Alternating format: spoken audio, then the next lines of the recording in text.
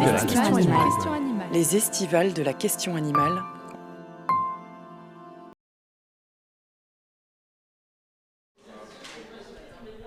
Bonjour à toutes et tous. Donc on démarre cette deuxième journée consacrée à l'action. Donc l'action précédemment par sa carrière, maintenant l'action par ses dons.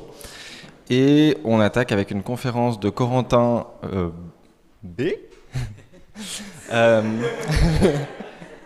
Voilà, qui a été chargé de recherche pour Altruisme Efficace France dans le cadre d'un travail que je vais te laisser présenter directement, mais qui aide à répondre à la question posée dans le titre de cette conférence. Voilà, Corentin, c'est à toi. Excellent. Bon, eh bien, bonjour à tous, merci d'être venus. Et effectivement, le sujet d'aujourd'hui sera de comment utiliser ces dons pour sauver un maximum d'animaux. Voilà. Et je vais le présenter, mais j'ai réalisé un travail de recherche à ce sujet pour Altruisme Efficace France. Donc, c'est parti. Plus exactement, ce serait parti si...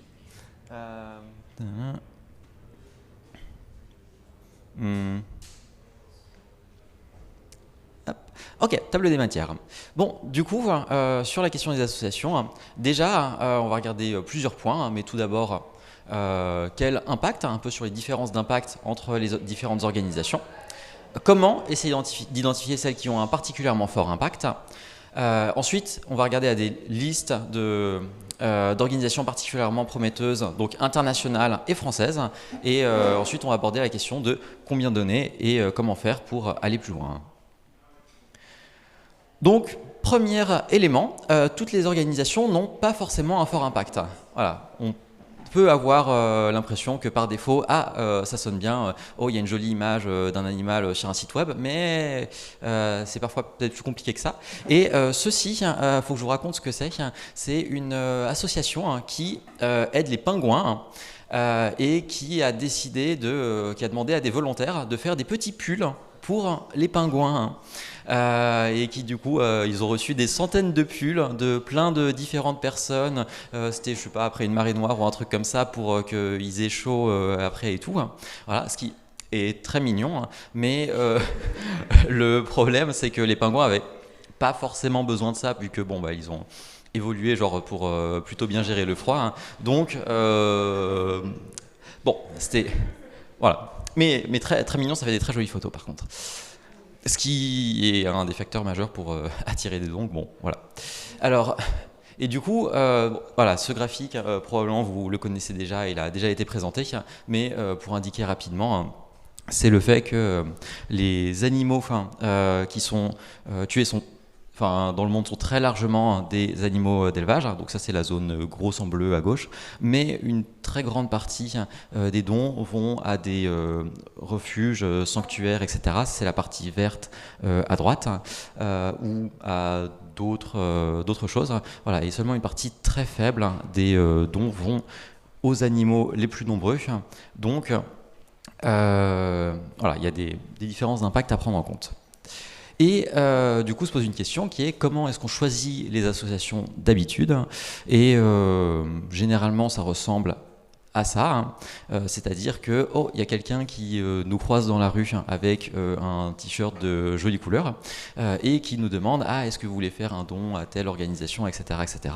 Et ce qui marche, parce que moi là à gauche c'est moi en 2017 quand la SPA m'a demandé de faire un don et j'étais en mode est-ce que vous faites des trucs pour les animaux d'élevage. Ils m'ont dit oui tout à fait, et j'ai pas énormément vérifié derrière, donc voilà. Et ensuite seulement j'ai appris à regarder d'autres éléments pour par exemple, ce qui faisait présent par exemple. Donc voilà. Autre élément, certaines organisations ont 10 à 100 fois plus d'impact que la moyenne, parce que c'est comme certains livres par exemple, il y a des livres qui se vendent beaucoup plus. Pareil, il y a des associations qui touchent un peu la bonne approche et qui ont des grosses différences de résultats. Donc ça c'est pour le domaine de la santé et pauvreté, mais en gros on estime que pour sauver une vie dans des pays riches, donc par exemple le Royaume-Uni, en gros le système de santé est prêt à dépenser l'équivalent de 1 million de dollars Voilà, parce qu'on a déjà plein de systèmes de santé déjà fonctionnels qui fournissent plein de services, plein de vaccins, etc. etc. Voilà. Par contre, dans des pays à plus faible revenu, sur des interventions particulièrement négligées, comme par exemple lutter contre la malaria, en fait, avec ce même montant, on pourrait sauver l'équivalent de 180 vies. Voilà. Donc, ce qu'on fait sur ce sujet a une grande importance. Maintenant, quel impact pour les animaux? Donc je vais prendre un exemple direct de celui de l'organisation pour laquelle on a le plus d'évaluateurs en fait, qui se sont penchés dessus et qui ont fait de l'évaluation, qui est The Human League, qui est en gros l'équivalent du L214 français, et qui fait des campagnes face aux entreprises, voilà, et qui a réussi à obtenir vraiment de grands groupes le fait de devoir ne plus utiliser de cage pour les poules pondeuses. Donc vraiment des grands noms qui sont engagés, comme par exemple, ils ont réussi à convaincre KFC. Comment est-ce qu'on fait pour convaincre KFC? Je ne sais pas, mais bien joué. Voilà. Et ils estiment qu'un don d'environ 2,40 € permet de sauver une poule d'une vie en cage. Donc quand je dis sauver, ça ne veut pas dire que la poule va vivre dans la liberté, c'est qu'elle reste dans des conditions qui sont pas terribles, mais hors cage, en fait le fait d'être hors cage, ça réduit la souffrance, les pires formes de souffrance de moitié, genre vraiment 2 fois moins. Donc ça c'est le travail du Welfare Footprint Project qui a évolué la différence, et il y a une poule en cage vraiment des conditions de vie très très pires en termes de confinement, pas de capacité genre d'aller sur un perchoir ou d'étendre ses ailes, etc., etc. Donc ça fait vraiment une différence énorme dans leur vie, et pour un montant relativement réduit, parce que dès qu'on touche KFC, on affecte des millions d'animaux assez directement. Donc, maintenant, on se pose la question de, ok, comment est-ce qu'on fait pour les identifier, certaines organisations à impact, ce qui est une question assez loin d'être facile, et pour lequel il y a un travail de recherche qui a été mené au sein de Altruisme Efficace France. Donc, sur la page organisation recommandée, je mettrai le QR code. Et du coup, voilà, il y a plusieurs critères à prendre en compte déjà, et le plus important, ça va être sur quoi travaille l'organisation. Moins que est-ce qu'elle fait très bien son travail, qui est un facteur, mais voilà, c'est déjà qu'est-ce qu'elle fait. Et plusieurs facteurs à prendre en compte. Déjà l'ampleur, combien d'individus est-ce que ça touche. Voilà, donc là, si on regarde ce graphique, il y a le nombre d'animaux qui sont vivants à tout instant en France. Bon, c'est incomplet par rapport à une présentation précédemment donnée, mais ça nous indique par exemple qu'il y a beaucoup plus de poules, donc broilers, c'est poulets de chair, hens, c'est poules pondeuses, voilà, et trouts, c'est des truites, donc des animaux d'aquaculture, voilà, et il y en a plus que par exemple des cochons, où les vaches par exemple seraient beaucoup moins nombreuses. Autre élément, le potentiel d'action. Est-ce qu'on peut avancer dans la résolution du problème, c'est-à-dire que il y a des choses qui sont juste très très très difficiles. Par exemple, on pourrait dire que il faudrait renverser le capitalisme pour résoudre le problème, mais bon, c'est pas facile de renverser le capitalisme. Il y en a qui ont essayé. Et du coup, il y a la question du caractère négligé, combien de ressources sont déjà allouées à ce problème, et en gros, s'il y a énormément de personnes qui travaillent déjà sur la question, ça va être plus dur d'avoir un large impact que s'il y a vraiment, on est parmi les premiers. Voilà. Et du coup, quelques petites précisions par rapport à ce que je vais présenter. Donc, la liste que je vais présenter n'est pas un échantillon d'organisations efficaces. Voilà, rien qu'en France, il y a plus d'1 million de différentes organisations. C'est impossible de tout évaluer. Voilà. Et du coup, l'absence d'une organisation de cette liste ne signifie pas qu'elle est inefficace, voilà, parce qu'il y en a des millions, et certaines n'ont pas souhaité être recommandées. Et il y a aussi la question de la taille de l'organisation, c'est-à-dire certaines ont déjà beaucoup de financement, et donc de manière contrefactuelle, ça ne veut pas dire qu'en rajouter plus aura énormément d'impact.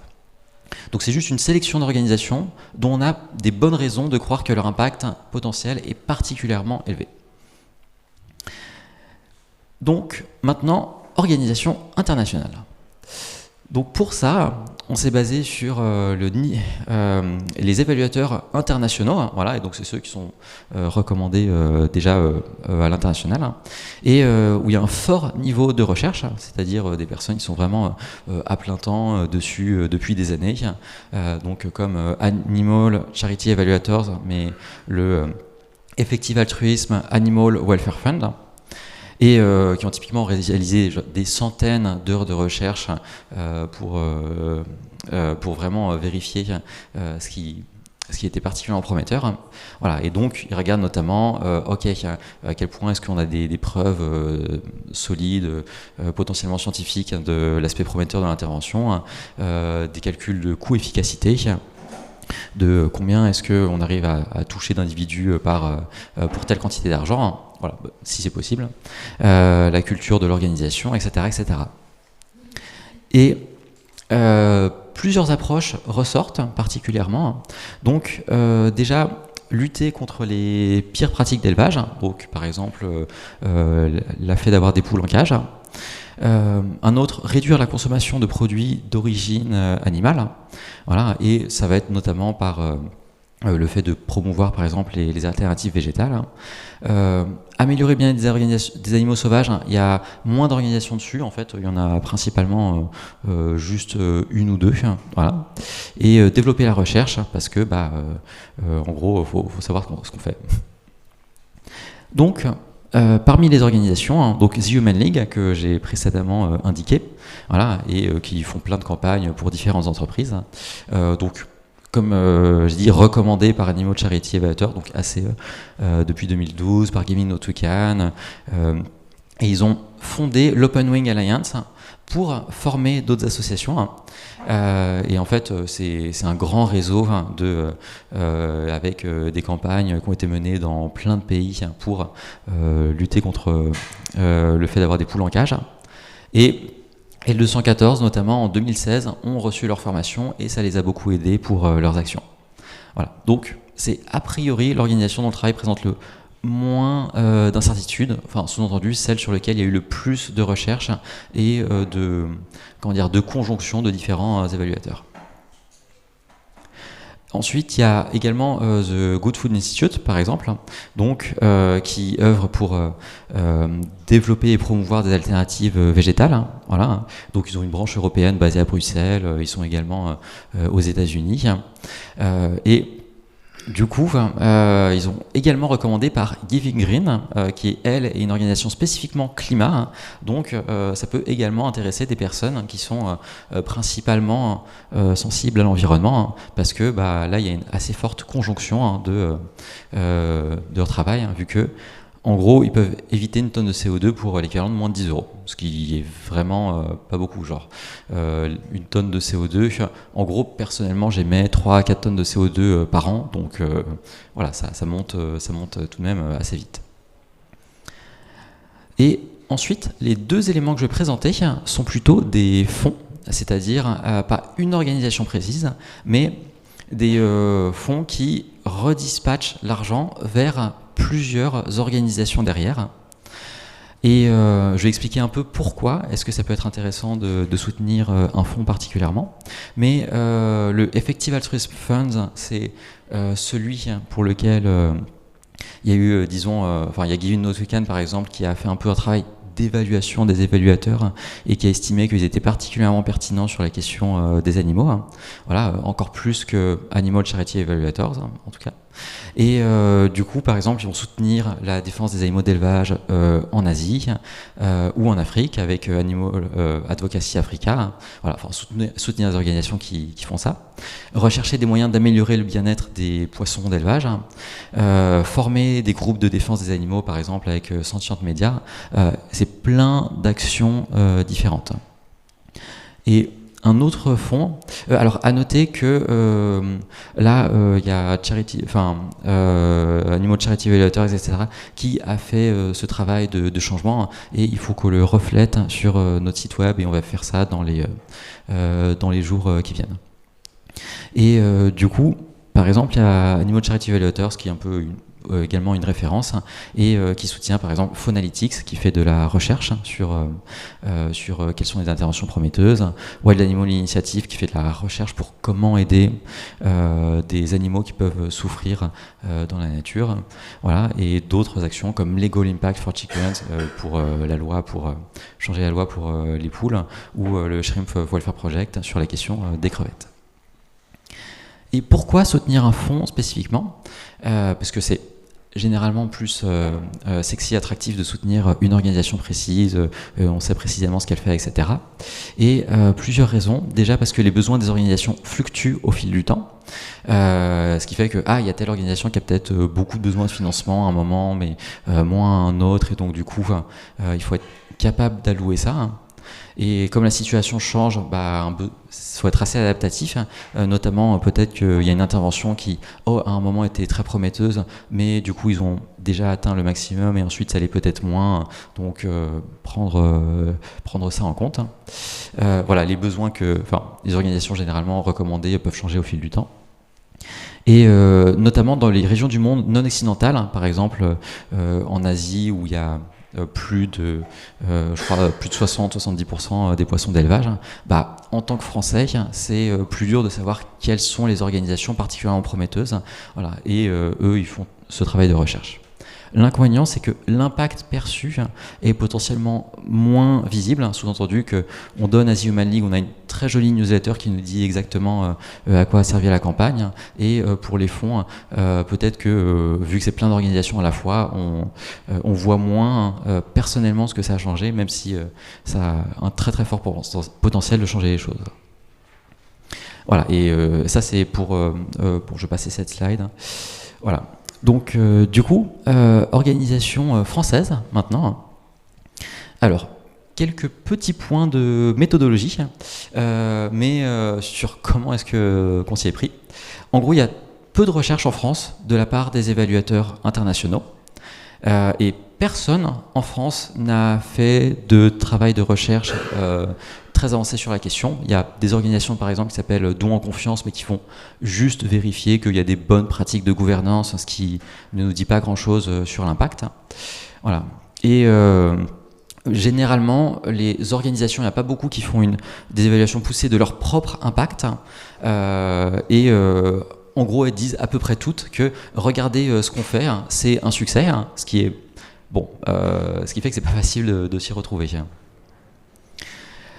Mais du coup, voilà, comme j'ai dit, des recherches que j'ai menées au sein de Altruisme Efficace France, donc 2023, ce qui veut dire que voilà, il y a des mises à jour qui sont possibles. Et au début, on s'est beaucoup inspiré de la méthode de Altruisme Efficace Suède, qui, au début, pour un travail similaire, se sont dit « Oh, on va aller sur le site web de toutes les organisations du pays, on va regarder leur impact et l'évaluer » et ils se sont rendus compte que c'était impossible. Genre, non, on ne peut pas faire ça, parce qu'il y en a plein et c'est dur. Voilà. Et donc du coup, ce qu'ils ont fait à la place, c'est plutôt consulter un panel d'experts sur ces questions, vérifier, approfondir, synthétiser leurs recommandations, s'assurer que c'était en phase avec ce que peuvent dire les évaluateurs internationaux et combiner avec des indices de ce côté. Donc il y a eu plus d'une 50aine d'échanges avec des professionnels de divers domaines, voilà, pas juste animaux, mais également lutte contre les risques catastrophiques, environnement, plein de choses. Et quelques limites de la méthodologie, parce que nos ressources étant limitées, cette méthode ne rivalise pas avec la solidité des analyses des gros évaluateurs. Voilà, donc on n'est pas allé faire des estimations de terrain ou des estimations de coût-efficacité, parce que ça aurait requis des centaines d'heures, on n'avait pas les ressources pour faire ça. Voilà, donc pas aussi solide que les évaluateurs internationaux, mais déductible d'impôts, ce qui contrebalance à un moment. Et il y a plein de donateurs qui ne seraient pas intéressés pour soutenir des organisations travaillant à l'étranger. Donc c'est important de proposer quelque chose. Et petit élément important, capacité à absorber plus de financement. L214 par exemple, ça a été une surprise. En fait, ils ont un fort impact, donc ça a été reconnu de tous les côtés, parce qu'ils ont changé énormément de choses, ils ont fait qu'il y a plein de chaînes de supermarchés qui sont engagées à plus avoir d'œufs en cage. Mais en fait, c'est une organisation qui comment dire, qui du coup a beaucoup de réussite en termes de financement, hein, et c'est peut-être plus intéressant de soutenir des organisations qui sont plus contraintes et qui ont plus de difficultés ou qui ont moins de visibilité pour avoir des fonds. Hein. Et du coup, parmi les organisations, hein, donc je vais en présenter 5. Hein. Il y a Convergence Animaux Politiques, voilà, hein, qui du coup travaille pour en gros faire le lien entre associations de défense des animaux et le monde politique. Voilà, hein, le monde politique peut être assez compliqué, donc c'est important d'avoir des acteurs qui sont capables d'expliquer comment ça marche, de former sur faire un projet de loi, de regrouper des contacts, voilà, et qui ont notamment réussi à faire passer une loi contre la maltraitance animale en 2021. Et surtout, un élément, par exemple, un effet de bord assez important, il y a de nombreux députés et politiques qui ont pu se positionner sur le sujet de la défense des animaux et qui, peut-être, il y a 10 ans, pouvaient être en mode « Ok, je suis sensible à ça, mais j'ai pas trop envie de me positionner, j'ai peur que les autres députés me jugent, etc., etc. » Et en fait, le simple fait de voir qu'il y a des événements où il y a d'autres députés qui viennent, etc., etc., ils peuvent se dire « Ah, en fait, je suis pas le seul. » Et ça permet un peu de créer un mouvement. Il y a plusieurs dizaines de députés qui sont vraiment impliqués là-dessus. Je vais présenter une incertitude aussi par organisation. Là, l'incertitude, c'est la difficulté de l'évaluation du travail politique, hein, évidemment, parce que c'est quelque chose de long terme. Donc voilà, ça c'est inévitable. Mais également des projets de loi qui ne sont pas toujours dirigés sur les animaux d'élevage. Mais là encore, il y a une question d'obligation de choisir ce qui est acceptable politiquement. Et du coup, il y a peut-être des effets, il y a des effets potentiellement culturels derrière l'adoption de telles lois. Il y a également assiette végétale. Alors, j'ai rajouté un peu plus de texte hein, pour un peu de contexte. Hein, voilà, qui végétalise les menus de la restauration collective française. Voilà. Et donc, du coup, qui appuie notamment sur le levier des politiques publiques pour végétaliser les cantines. Voilà. Et notamment, elles ont obtenu l'essentiel hein, sur un point très important. D'ici 2030, il y a 50% des repas consommés chaque jour dans les cantines universitaires françaises qui seront végétariens, ce qui est tout de même considérable. Hein. Voilà, parce que cantine universitaire, c'est gros, tout simplement, voilà, et auquel l'assiette végétale a contribué. Ils ont fait le calcul, ils estiment que ça évite l'équivalent de 10 millions de jours de souffrance d'ici 2030, c'est-à-dire avec la réduction hein, avec la réduction justement du nombre d'animaux consommés qui auraient été élevés dans de très mauvaises conditions. Et par contre, il y a du coup un élément important à prendre en compte, hein, parce que une fois qu'on atteint quelque chose de assez important, la question est est-ce qu'on peut atteindre quelque chose d'aussi gros derrière, hein. Et du coup, il apparaît que rester sur la restauration scolaire donnerait de moindres résultats sur la réduction directe de la souffrance animale. Voilà, donc il y aura une présentation là-dessus, hein, et qui est notamment liée au fait qu'il peut y avoir une substitution, par exemple, de certains plats par des œufs, hein, et les poules ont des mauvaises conditions. Et donc du coup, il y a un processus en cours qui est sur l'évaluation d'autres possibilités pour avoir encore plus d'impact, hein, ce qui en soi est effectivement quelque chose de bien en fait, hein, parce que généralement les associations elles font quelque chose et elles restent dessus potentiellement genre à l'infini tant qu'elles ont des dons, hein. Et du coup elles ont un processus de recherche les plus avancés en France sur cette question pour savoir véritablement où aller. Voilà. Par contre, un élément important, s'il y a un changement stratégique qui a lieu, il faudra un certain temps que les résultats puissent être analysés. Donc, évidemment, ça ajoute des incertitudes qu'il faut prendre en compte. Voilà. Et autre organisation, il y a PAZ, donc Projet Animaux Zoopolis, ils sont renommés récemment, et qui font des campagnes notamment ils font avancer les pouvoirs publics sur notre rapport aux animaux, et travaillent par exemple sur les animaux liminaires, hein, donc ceux qui existent dans les villes, voilà, et donc des campagnes par exemple contre le gazage des pigeons, ou des sujets comme l'IGG, comme la pêche au vif, voilà, le fait d'avoir des petits poissons qui sont embrochés vivants sur un hameçon pour servir d'appât. Et du coup, ils ont une visibilité médiatique, par exemple, très importante. Donc, au niveau culturel, c'est particulièrement prometteur. Voilà, et ils ont un très bon réseau au niveau municipal. Voilà. L'incertitude, c'est que c'est toujours difficile d'évaluer l'impact d'actions ayant lieu au niveau culturel et politique. Voilà. Mais là encore, c'est plutôt très prometteur. Une autre, c'est la journée mondiale de la fin de la pêche, qui, en gros, organise une journée mondiale sur la question de la souffrance des poissons, notamment d'élevage ou dans la pêche, qui sont très nombreux et ont souvent de mauvaises conditions. Et en fait, une grande partie de ce qu'ils font, c'est pousser d'autres organisations à prendre en compte le sujet et faire des campagnes sur cette question. Donc en fait, une formation, il y a beaucoup de formations d'autres organisations ou amener le sujet dans leurs yeux. Et du coup, comme les poissons sont assez négligés, c'est un potentiel assez important. Et il y a Animal Charity Evaluators qui les a soutenus pendant 3 années de suite, ce qui est, il n'y a aucune autre organisation française qui a eu ça. Voilà. Une incertitude, c'est que les professionnels du secteur qui étaient français étaient plus mitigés et moins sûrs de l'impact. Voilà. Donc, voilà, il y a une question c'est probablement un impact plus international. Et il y a également les estivales de question animale que, vous connaissez probablement ce que c'est. Probablement. Et voilà.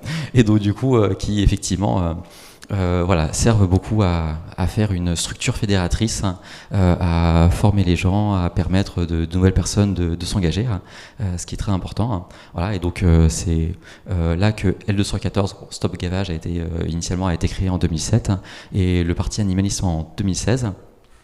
Voilà. Une incertitude, c'est que pas de soutien de Animal Charity Evaluators comparé aux 4 précédentes. Quand je dis soutien, c'est à un moment un financement. Voilà. Mais au niveau des professionnels français, il y a eu effectivement un assez fort soutien. Voilà. Donc du coup, maintenant, il y a la question de combien donner. Voilà, donc bon, là j'ai présenté beaucoup d'organisations, mais je donnerai le lien du site sur la page sur laquelle il y a, et vous pourrez regarder le détail de pourquoi, quels sont les éléments potentiellement intéressants, ceux qui font, etc. etc. Et donc la question de combien donner. Alors déjà, un élément important, c'est garder en tête qu'il y a 3 types de contributions. C'est-à-dire que il ne s'agit pas de dire vous devriez donner 99% de votre argent à toutes les organisations là ou parce que ça ne marchera pas du tout, c'est pas du tout réaliste. Et du coup, 3 types de choses à prendre en compte. Il y a ce qu'on dépense pour soi. C'est-à-dire, c'est important de garder de l'argent justement pour notre bonheur, notre famille, nos amis, notre stabilité financière, etc. etc. Voilà. Ensuite, il y a une deuxième catégorie, c'est les organisations qui nous tiennent à cœur, parce que là, j'ai présenté des organisations qu'on impacte fort, mais peut-être moins directement visibles, de type j'ai une photo qui me permet de me rendre compte de ce qui se passe. Voilà, donc il y a beaucoup de personnes qui aiment combiner des organisations à fort impact avec d'autres qui sont plus proches d'elles. Et du coup, l'autre élément, des organisations axées sur très fort impact, qui vont aider un grand nombre d'individus avec des actions potentiellement plus diffuses, mais large échelle. Voilà. Et si ça vous intéresse de parler aux autres, c'est indiqué que généralement on donne plus quand on combine les deux là. Voilà. Donc après, à vous de voir le pourcentage de où mettre quoi. Et il y a également un autre élément qui vient de Giving No Token, qui s'appelle l'engagement test, qui est de reconnaître qu'en fait on peut donner, c'est plus stratégiquement pertinent de donner une partie de nos revenus sur du long terme, parce que si ça dépend de la volonté, en mode tiens, je vais donner ça à tel moment, souvent on peut oublier, on peut diriger, on peut laisser pour plus tard, etc. etc. Alors que du coup, là c'est quelque chose qui permet de mieux s'engager, se donner le temps d'y penser sur le long terme. Et voilà, il conseille par exemple de dédier 1%, 5%, ça dépend de ses moyens, à des organisations à fort impact. Et voilà, en gros, tester, c'est important pour s'assurer que ça rentre dans le budget. Et ensuite, il y a l'engagement des 10%. Que personnellement j'ai pris en 2019 et qui vise à dédier 10% ou plus de nos revenus à des associations à fort impact. Donc comme j'ai dit, 10% c'est un nombre potentiellement important au début. Voilà, à voir comment qu'on s'y prend. Personnellement, j'ai testé, je me suis rendu compte que ça nuisait certainement pas à mon bonheur, ça impliquait pas de sacrifice et même j'étais plus heureux en le faisant parce que j'avais vraiment l'impression de contribuer à quelque chose. Je sais pas, peut-être en 2017, j'étais en mode ouais, je peux pas faire grand chose pour aider les autres dans le monde. Et en fait, rien qu'en prenant cet engagement, je me suis rendu compte, ah ouais, en fait, il y a vraiment moyen de faire une différence. Ce qui, je sais pas, moi ça me fait plaisir. Voilà. Et donc du coup, il y a 10%, là c'est indiqué 10%, mais c'est pas un absolu, ça va pas être une contrainte. Voilà, quand on est étudiant, quand on est en période financière compliquée, voilà, on peut redescendre le montant. Voilà, mais actuellement, je suis plus proche de entre 20 et 40% sur les périodes, mais pareil, parce que dans ma situation, j'ai testé et je me suis rendu compte aussi que voilà, bon, mon bonheur ne dépendait pas des conditions forcément matérielles au-delà d'un certain stade. Et il y a quelque chose que je trouve intéressant, c'est qu'en donnant une portion de ses revenus aux autres, on envoie un message fondamental. Il y a plus cassé pour moi et pour les autres, parce que voilà, si on pourrait se dire ah tiens, plus j'aurai d'argent, plus je serai heureux, etc., etc. Et là en fait, hein, en partageant, bah, du coup, ça peut avoir un effet assez positif. Voilà, donc là encore, je vous laisse regarder, vous êtes libre de voir si ça vous convient ou si vous préférez une autre méthode. Et un chiffre assez intéressant qui est que, en gros, déjà, déductibilité des dons fiscales, hein, très importante, parce qu'en France, on peut déduire les dons à 66%, donc voilà, il y a un atelier là-dessus tout à l'heure. Et en gros, en donnant 10% de nos revenus, soit 3,7% après réduction d'impôt, on reste quand même parmi des personnes du plus riches du monde, parce que voilà, en France, on a plein d'aides. Donc ça inclut les services notamment sociaux, routes, éducation, etc., ce chiffre.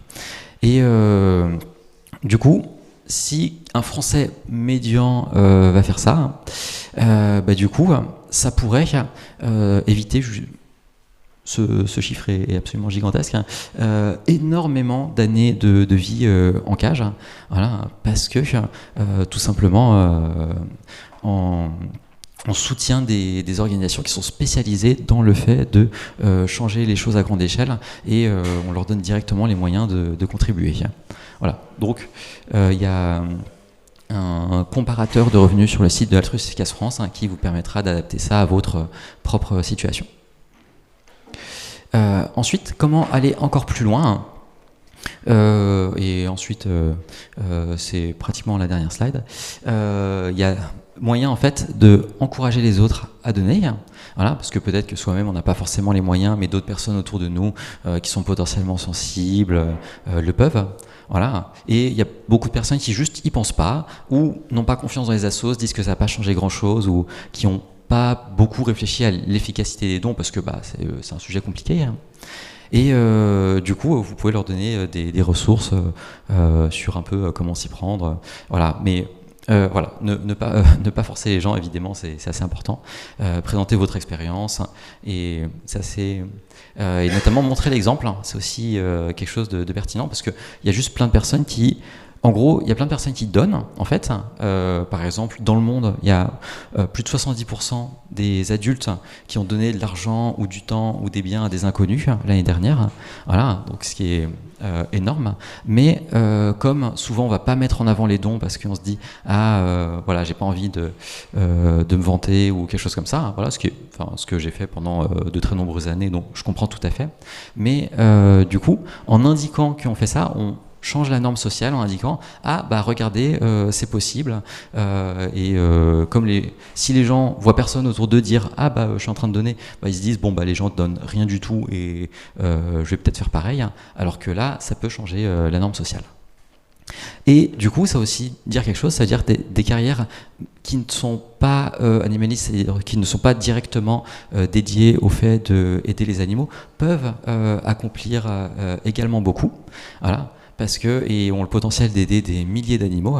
Et en fait, c'est peu probable que dans une entreprise classique, la personne qui vous aurait remplacé aille donner et soutenir d'autres organisations, mais vous pouvez le faire et ça peut donner un fort potentiel d'impact. Et même quand j'étais en informatique encore il y a quelques années, j'avais pas trop l'impression que mon métier avait du sens, mais ça permettait quand même de beaucoup aider ceux qui faisaient avancer les choses. Voilà. Et derniers éléments, comment en parler à votre entourage.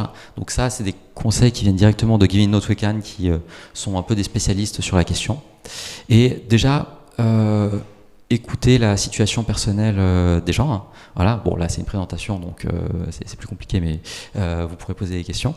Voilà. Ensuite, donner son témoignage, parce que ça permet aux gens de comprendre le cheminement intellectuel qui a permis d'aboutir à ça. Être enthousiaste, parce que si on est triste, ça donne pas envie, tout simplement. Et du coup, ne pas juger si la personne hésite ou a peur, etc. C'est normal un peu d'avoir des résistances au début, donc laisser les gens avancer à leur rythme. Voilà. Et du coup, moi j'aime bien cette citation de fin, c'est votre exemple qui change le monde plutôt que vos opinions.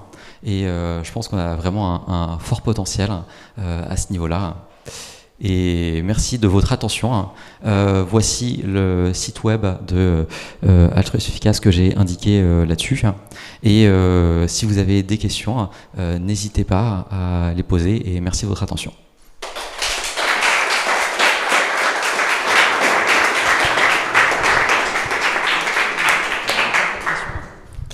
Merci beaucoup Corentin. On a le temps de prendre quelques questions.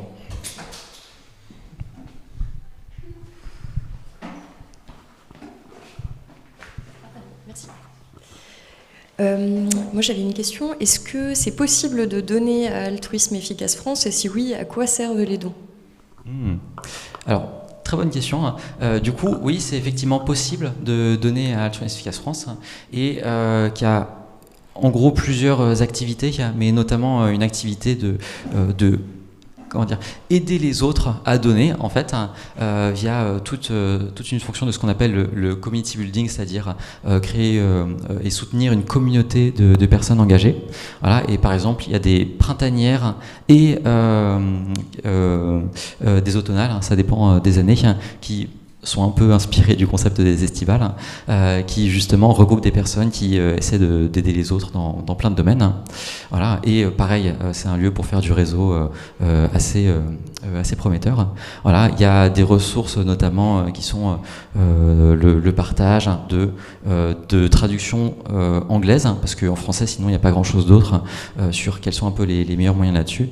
Et il y a une traduction par exemple du guide carrière, donc qui a été réalisé pour indiquer qu'est-ce que c'est un job de rêve, comment rediriger un peu sa carrière, et du coup il va y avoir beaucoup plus de focus dans les notamment mois à venir sur le fait de aider les autres à vraiment déterminer comment faire quelque chose qui a du sens pour eux. Voilà. Donc ce genre d'action.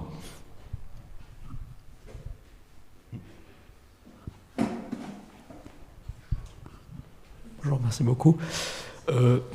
Avant de poser ma question, je voulais juste faire une petite suggestion de quelque chose que j'avais fait par rapport à justement promouvoir le genre de dons efficaces. J'ai fait récemment plusieurs fois des sensibilisations de rue sur d'autres sujets, enfin des sujets reliés à la souffrance, l'utilitarisme négatif, ces choses-là. Et je donnais prospectus aux gens sur lesquels à la fin je parlais entre autres d'altruisme efficace ou d'autres associations d'altruisme efficace qui ne sont pas altruisme efficace mais qui recommandent en particulier des associations sur les animaux d'élevage. Donc c'est quelque chose que j'aimerais bien poursuivre aussi les prochaines années, de faire de plus en plus de sensibilisation sur ça. Ce qui n'est peut-être pas la méthode optimale, mais c'est quelque chose, je me dis, avec des longues conversations, potentiellement discuter avec d'inconnus et leur faire réfléchir à la question. Évidemment, c'est peut-être pas une priorité. Une question que je vais poser, c'est un peu relié à ça. Je me dis que, justement, vous parlez de comment faire pour que plus de gens donnent. Mais la question, c'est même pas, je dirais, influencer les gens, c'est qu'il y a une énorme, je pense, résistance au cas d'une partie des personnes, typiquement chez des véganes ou quoi, qui ont l'impression que l'altruisme efficace, et particulièrement les associations qu'ils appelleraient welfaristes, sont capitalistes, sont un peu un attrape-nigo. J'entends souvent, vous jetez de l'argent sur le problème et vous identifiez mal la question. Et qu'est-ce que vous pensez qui seraient les meilleures actions, les meilleures stratégies pour essayer d'aider ce bottleneck vraiment à faire que plus de gens qui sont intéressés par ces questions-là se disent qu'il y a potentiellement du bien à faire en donnant aux associations. Merci beaucoup. Alors du coup, très bonne question. Hein, et déjà, merci d'informer les gens là-dessus parce que c'est bien en fait, tout simplement. Voilà. Et il y a plusieurs. Sur les tracts, j'ai moins de données spécifiquement. Voilà. Mais oui, on pourra en discuter après, mais c'est vrai que souvent, par exemple, l'engagement des 10% a été pris en parlant à d'autres personnes de la famille ou des amis ou choses comme ça, et c'est beaucoup de bouche à oreille notamment. Voilà, mais ça, c'est quand on a déjà la confiance des gens. Sur la question de effectivement l'aspect je sais pas, capitaliste ou autre ou quelque chose comme ça. En gros, je pense que quelque chose d'important à prendre en compte, c'est peut-être sur la façon de présenter les choses. Voilà, bon, évidemment, il peut toujours y avoir de la réactance, etc. Mais sur le fait que, au final, un don, c'est aider d'autres personnes à travailler sur le problème. Voilà, c'est-à-dire que, moi personnellement, je vois. Alors, imaginons par exemple, moi je veux changer les lois ou les entreprises pour les animaux, j'ai pas le pouvoir individuellement, voilà, j'ai pas le réseau, j'ai pas les connaissances, etc., mais je peux soutenir quelqu'un qui est expert, spécialiste dans le fait de le faire là-dedans, et c'est ça que va faire un don. Et je pense que quelque chose d'intéressant, ça peut être de mentionner que c'est pas juste on soutient le système comme, je sais pas, comme on irait planter des arbres après avoir pollué, mais ça accomplit un changement structurel, voilà, parce qu'il y a des organisations qui vont changer les lois, qui vont faire un changement systémique, comme par exemple Convergence Animaux Politiques ou PAS. Et du coup, on agit directement au niveau de la structure qui pose problème. Voilà. Après, c'est important de préciser que c'est à combiner avec d'autres actions comme le bénévolat, comme etc. Mais c'est juste que c'est difficile en fait d'évaluer potentiellement l'impact d'actions plus individuelles, voilà, et même si ça peut être très prometteur, et c'est globalement potentiellement des réponses comme ça qui pourraient être acceptées. Voilà. Après, bon, à voir, mais on peut en discuter.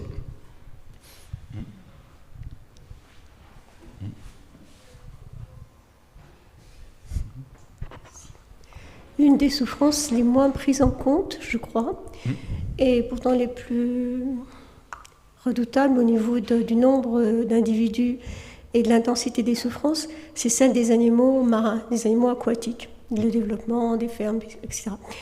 Je crois qu'il y a eu 3 éditions de la journée mondiale pour la fin de la pêche, peut-être me trompais-je. Est-ce que tu pourrais...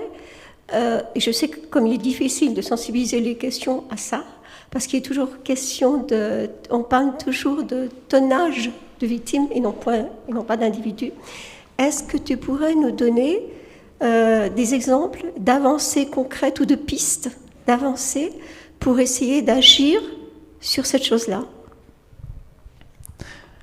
Quand tu parles d'actions concrètes liées à la Journée mondiale à la fin de la pêche ou d'actions concrètes de différentes associations, hein? Toutes confondues pour agir sur ce problème-là. Ok, toutes confondues pour agir sur les animaux aquatiques. Donc, alors déjà, là, effectivement, parmi les organisations, notamment françaises ou même internationales, les organisations aquatiques sont entre guillemets surreprésenté par rapport à ce qui se passe habituellement, parce qu'habituellement, effectivement, les grandes organisations en parlent juste pas et négligent un peu ça. Voilà. Et donc là, le fait d'avoir, par exemple, du coup, la campagne de base contre la pêche au vif, voilà. Donc ça, c'est un exemple très concret, et il y a pas mal de pêcheurs eux-mêmes qui sont opposés à ça, donc ça a des chances de réussir. Voilà. Le travail des Journées mondiales pour la fin de la pêche est plus de former, accompagner d'autres organisations dédiées à la défense des animaux pour qu'elles fassent des actions dessus et qu'elles prennent action sur ce sujet. Et sinon, au niveau international, il y a des actions comme celle du Fish Welfare Initiative qui va améliorer les conditions des poissons d'élevage. C'est-à-dire que, par exemple, il y a des densités énormes dans des bassins qui sont avec par exemple des faibles niveaux d'oxygène, des choses vraiment terribles. Et donc du coup, ils se sont rendus compte que ce serait trop difficile, ils travaillent notamment en Inde, de totalement abolir cette pratique. Donc du coup, ils travaillent avec directement les éleveurs pour améliorer ces conditions. Voilà, ce qui est évidemment, idéalement, il n'y aurait même pas à faire ça, mais en pratique, ça affecte positivement la vie de millions d'individus.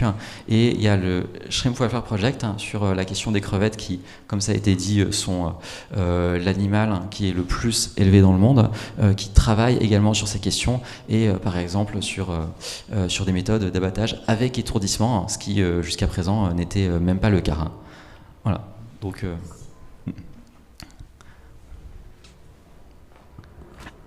Bonjour, j'avais une question, vous avez un petit peu parlé de la partie sur les entreprises, comment être efficace par rapport à son travail, est-ce qu'il faut absolument faire un travail utile ou au contraire par ses dons on peut être altruiste. Moi j'ai une question, je suis en recherche d'emploi actuellement et c'est où placer la limite entre faire un travail qui nous semble utile mais être payé une misère ou faire un travail qui on pense qui contribue au problème mais finalement en étant avec des personnes très différentes on peut aussi les changer. Et puis en gagnant plus d'argent, on peut aussi être plus efficace par ailleurs. Enfin, où placer le curseur de la limite? Alors, c'est une bonne question. Et du coup, il y a eu une présentation hier qui a été menée justement sur un peu ce thème.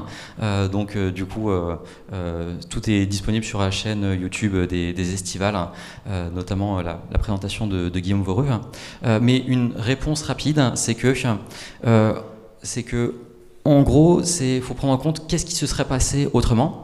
C'est-à-dire que un travail, par exemple, un travail en fait dans une organisation animaliste peut être très impactant, mais si l'autre personne qui ont été embauchées à notre place ferait un job à peu près similaire, du coup, peut-être que ça change moins que espéré. Voilà. À l'inverse, si on fait quelque chose qui aurait pas été fait autrement ou qu'on a des compétences particulièrement élevées, ça peut être très prometteur. Genre par exemple en créant une nouvelle organisation qui autrement aurait pas existé. Et sinon au niveau de travailler dans une entreprise, en fait dans une entreprise classique c'est juste très difficile de trouver une organisation qui est totalement clean, qui ne va pas contribuer à un moment en notre système parce que tout est imbriqué dans un système capitaliste qui pose problème. Par contre, ce qui est à peu près certain, c'est que il y a les autres candidats qui seraient embauchés dans cette entreprise n'iraient probablement pas soutenir des organisations à impact. Donc on peut voir ça en fait comme reprendre une partie des ressources qui sont présentes dans le système d'entreprise classique pour les redistribuer vers des changements structurels qui peuvent aider à améliorer la question. Et ça, je pense que c'est quelque chose d'assez important à prendre en compte. Voilà. Et surtout que peut-être des fois, ça peut être des travails où on est plus satisfait, heureux, parce que je sais pas, il y a des personnes qui adorent faire de l'informatique et qui se verraient pas aller ailleurs. Et du coup, ça peut être une bonne manière de contribuer tout en restant satisfait de ce qu'on fait. Voilà. Même si évidemment, ça a moins d'impact directement palpable, mais ça, c'est quelque chose à prendre en compte.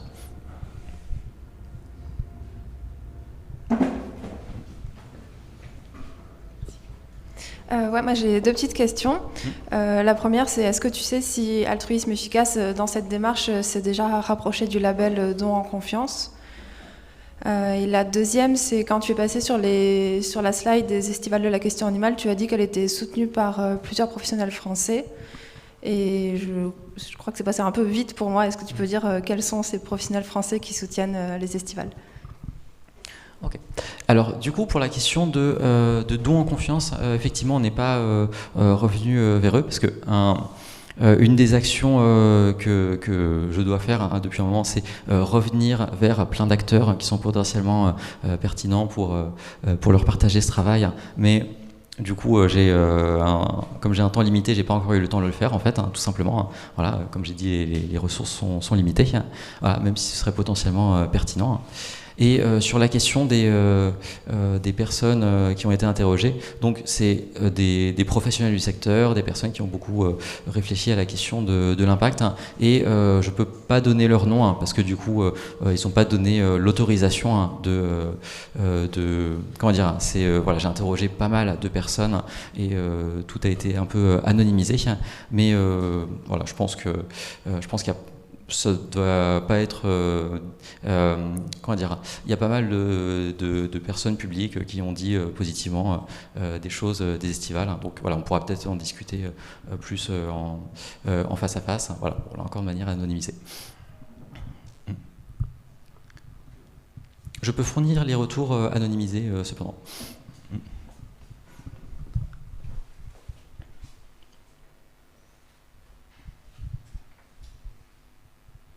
Eh bien, merci pour cette présentation.